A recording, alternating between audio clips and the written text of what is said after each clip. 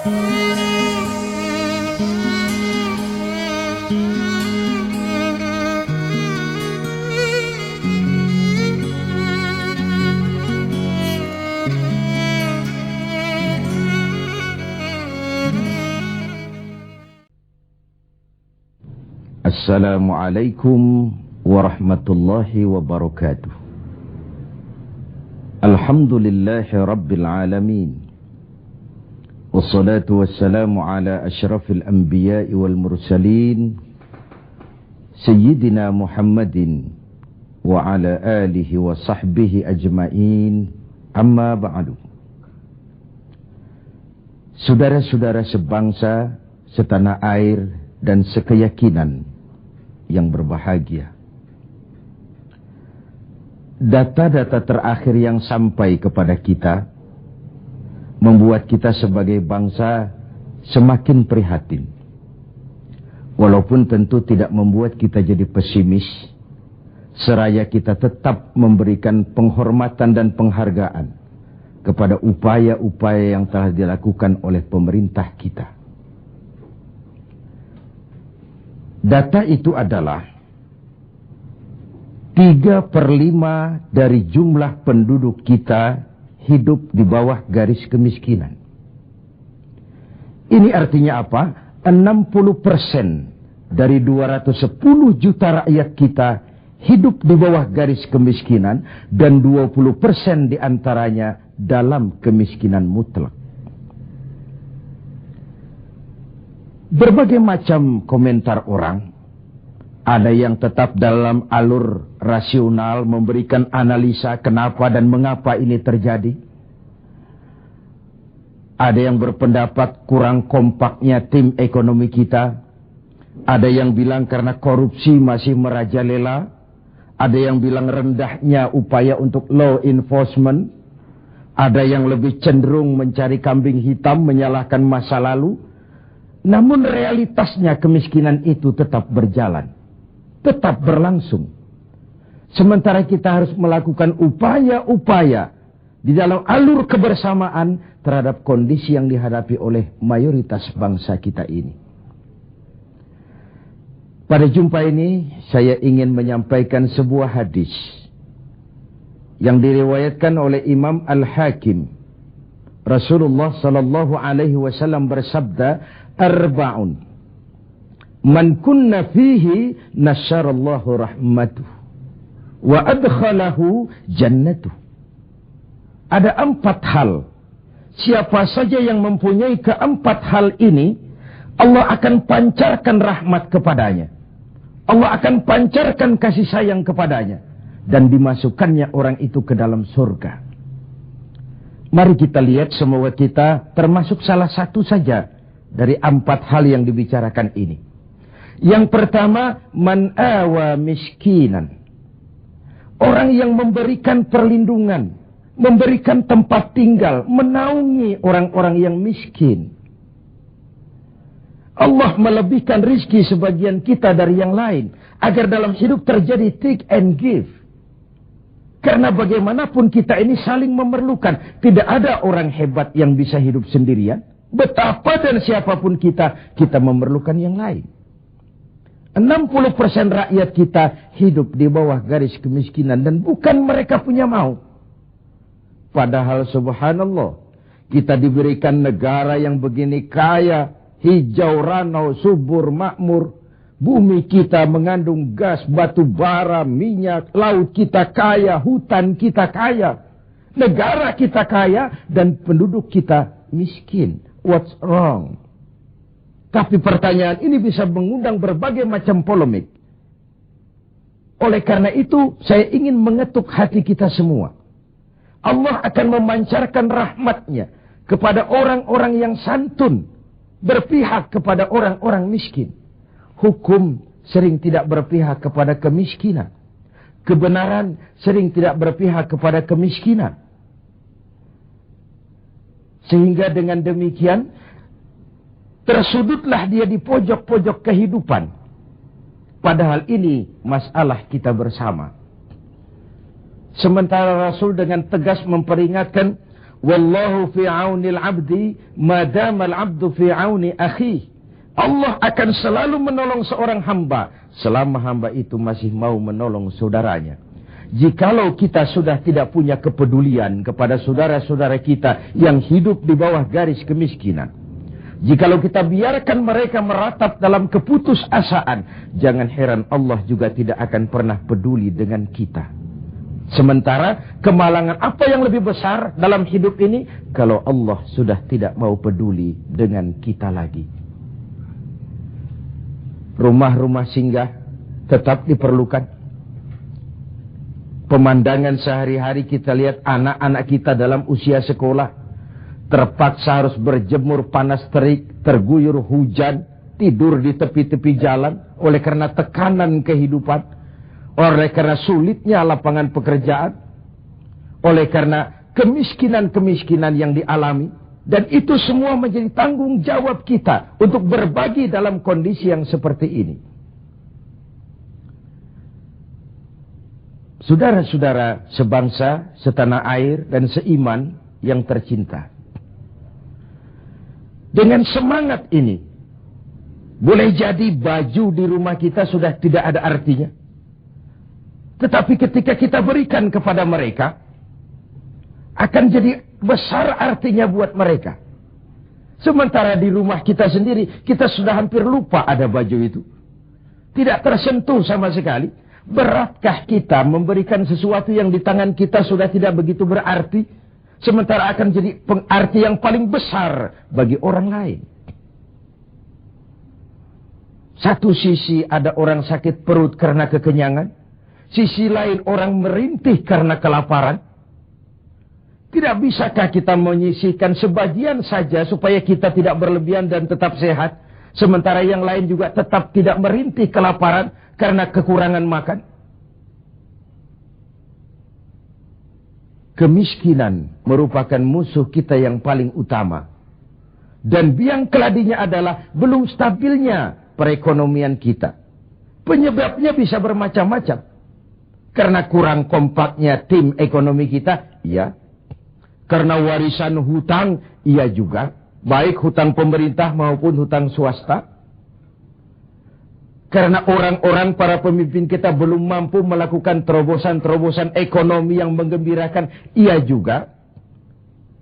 Tapi rakyat kita sesungguhnya, kita lihat. Di lintasan pintu kereta, itu kadang-kadang penjaga pintu juga, kereta masih di mana-mana, pintu sudah ditutup. Panjang sekali antrian itu. Truk, bus, sopir-sopir keringetan. Setengah jam nunggu kereta mau lewat.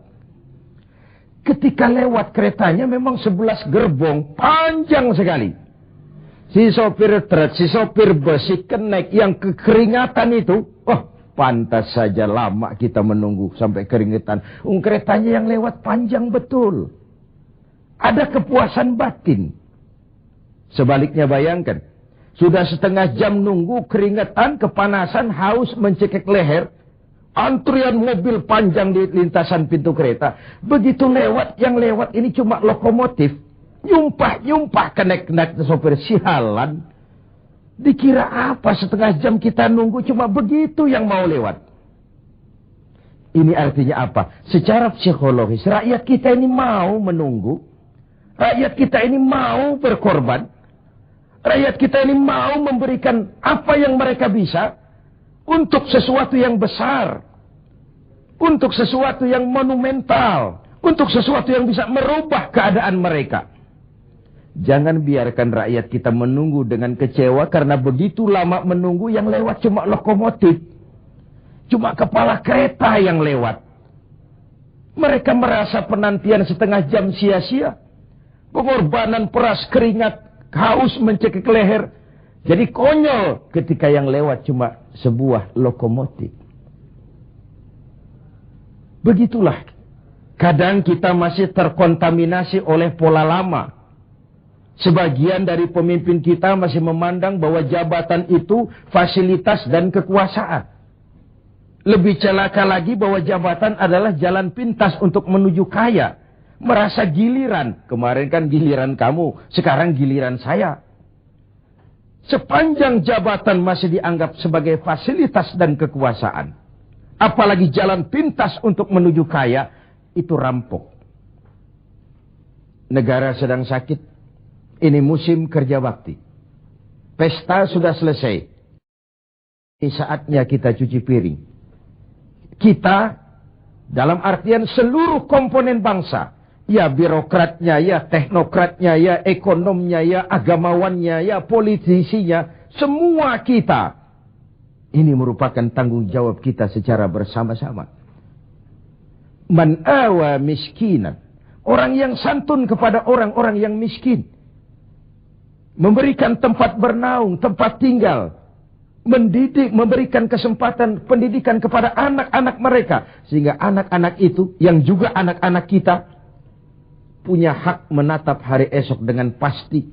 Punya hak menggantungkan harapan dan cita-cita. Seperti juga anak-anak lain punya harapan dan punya cita-cita. Marilah kita semua menyadari, hidup ini sebuah putaran menunggu giliran. Dan jabatan adalah amanah. Sementara menyia-nyiakan amanah adalah khianat. Lebih jauh dari itu, agama mengajarkan apapun yang kita miliki dalam hidup ini sebuah titipan. Harta titipan. Jabatan titipan. Ilmu pengetahuan titipan.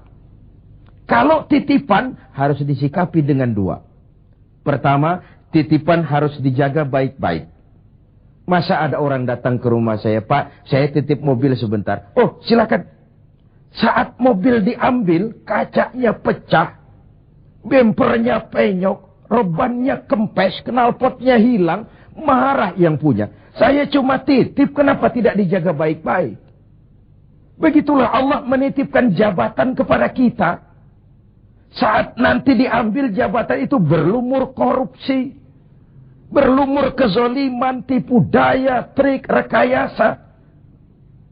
Tentu marah yang menitip ini. Kau harus bertanggung jawab. Ini kan titipan. Kenapa tidak dijaga baik-baik? Harta titipan. Malahan, kalau saudara diberikan ilmu, pertanyaan akhirat cuma satu. Ilmumu kau amalkan untuk apa? Diberikan kita usia yang panjang, pertanyaan akhirat juga cuma satu. Usiamu kau habiskan di mana? Tapi diberikan kita harta, pengadilan akhirat akan bertanya dua. Hartamu kau dapat dari mana, kau belanjakan kemana?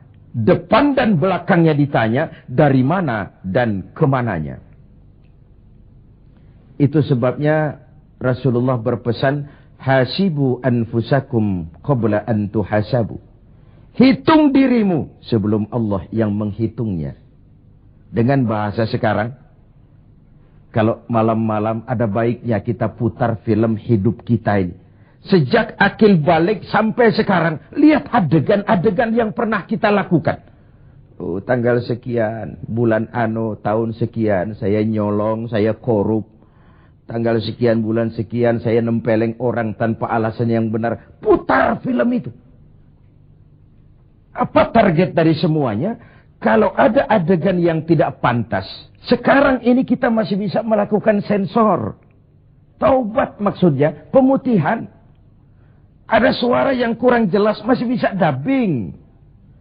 Ada alur cerita yang kurang utuh, masih bisa editing. Proses sensor, proses editing, proses dubbing, masih dimungkinkan sekarang. Sekarang, di dunia ini. Kalau nanti di padang mahsyar Allah yang memutar film kehidupan kita, tidak akan ada waktu lagi untuk sensor, dubbing, editing, yang ada tinggal pertanggungan jawab. Dan hari itu seperti sering kita baca dalam surah Yasin, al-yawma nakhtimu ala afwahihim wa tukallimuna aydihim wa tashhadu arjuluhum bima kanu yaksibun. Mulut mereka kami gembok, tangan mereka akan laporan, dan kaki mereka akan memberikan kesaksian terhadap apa saja yang telah mereka lakukan. Jabatan adalah titipan. Dia harus dijaga baik-baik. Yang kedua, kalau titipan tidak boleh membuat orang arogan. Sombong. Dititipi, sekadar dititipi kok sombong. Apa alasannya? Orang titip mobil ke rumah saya. Yang punya mobil pergi, saya petatang peteteng. Membangga-banggakan. Ini mobil hebat, ini mobil mutakhir, ini mobil canggih. Mobil orang titip. Begitulah kita. Ini jabatan, titipan. Kenapa harus sombong? Ini harta, titipan. Kenapa mesti sombong? Ini ilmu pengetahuan, titipan. Kenapa harus sombong? Titipan tidak perlu membuat kita jadi arogan. Bahkan kalau dia jabatan itu top. Kata orang Belanda, Leiden is Louden. Memimpin adalah jalan menderita. Pemimpin adalah orang yang kesepian. Di dunia diikat dengan berbagai macam aturan. Di akhirat akan dibuka perkaranya yang besar-besar. Kesepian karena pada dasarnya pemimpin mengorbankan privasinya. Bahkan keluarganya. Seorang presiden, seorang wakil presiden tidak punya anak, tidak punya ibu, tidak punya bapak, tidak punya paman. Yang punya paman itu pribadinya. Kalau presiden punya anak, lalu anak-anaknya jadi warga negara kelas 1, ikut-ikut ngurus negara, kan ini penyakit kita. Biarkan pemimpin sebagai pemimpin. Karena memimpin adalah jalan menderita. Dan pemimpin pada umumnya orang-orang yang kesepian. Ini musim kerja bakti. Hanya dengan semangat kebersamaan. Ke atas saya mengingatkan. Ke bawah saya mengimbau. Mari kita berbagi rasa. Dengan saudara-saudara kita yang hidup di bawah garis kemiskinan. Karena bukan saja ini tanggung jawab nasional. Tapi juga tanggung jawab keagamaan. Seorang muslim baru sempurna imannya. Jikalau dia merasakan apa yang dirasakan oleh tetangga sebelahnya. Bahkan tidak sempurna iman kamu. Jikalau kau tidur dalam perut kenyang. Sementara tetanggamu merintih kelaparan. Belum sempurna imanmu. Begitu kepekaan Islam. Sampai iman dijadikan taruhan terhadap perbaikan nasib orang-orang miskin. Bukan sekadar sebuah slogan. Bukan sekadar sebuah simbol. Tapi sebuah realita kehidupan beragama. Tangan di atas lebih baik daripada tangan di bawah.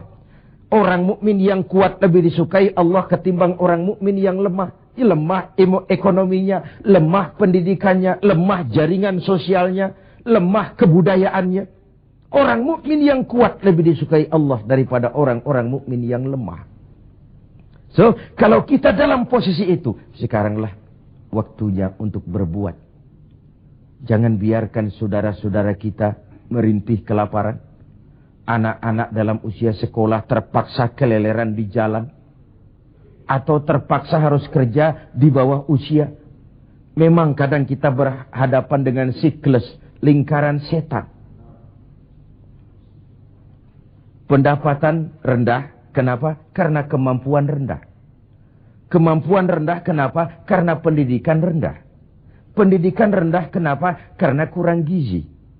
Kurang gizi kenapa? Karena biaya hidup tinggi. Biaya hidup tinggi kenapa? Karena pendapatan rendah.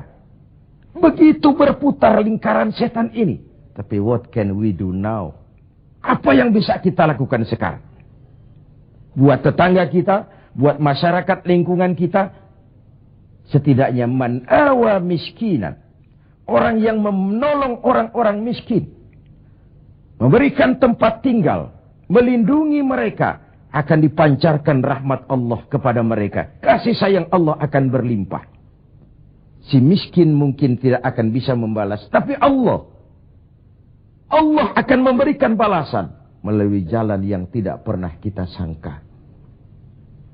Ketimbang kita mencari kambing hitam. Oke lah, yang salah tetap salah. Tapi kan dengan argumen, bukan dengan sentimen. Untuk menegakkan kebenaran, bukan untuk menang-menangan. Zaklik, tidak personlik. Menyentuh dan bukan menyinggung. Biarkan hukum tetap tegak. Biarkan penataan ekonomi kita tetap profesional. Sementara kita yang oleh Allah diberikan sedikit kelebihan. Sedikit kemampuan. Mari kita berbagi.